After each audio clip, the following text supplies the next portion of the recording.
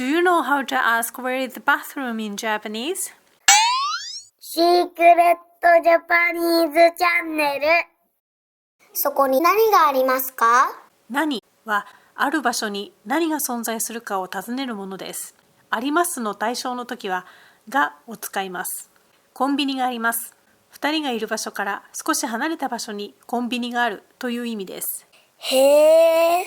これはどうでしょう。コンビニはどこにありますか？どこは何かがどこに存在するかを尋ねます。物や人がある場所を言うときにはにを使います。そうなんだ。そこにあります。2人がいる場所から少し離れた地点にコンビニがあります。存在するものを聞く言い方です。あそこに何がありますか？公園があります。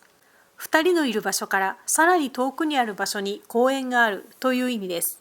ああ。物の場所を聞く言い方です。公園はどこにありますか？あそこにあります。話し手がいる場所にあるものを聞いています。ここに何がありますか？ジュースがあります。存在するものを聞く言い方です。ジュースはどこにありますか？ここにあります。日本にいるときよく使う表現です。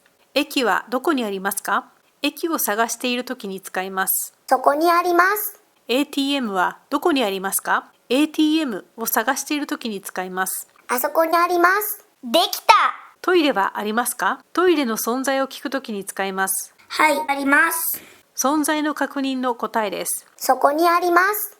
続けて場所を教えてくれるときがあります。2つの回答をまとめることもできます。はい、そこにあります。覚えておきましょう。はーい。最後に言ってみましょう。コンビニはどこにありますか？そこにあります。またねー。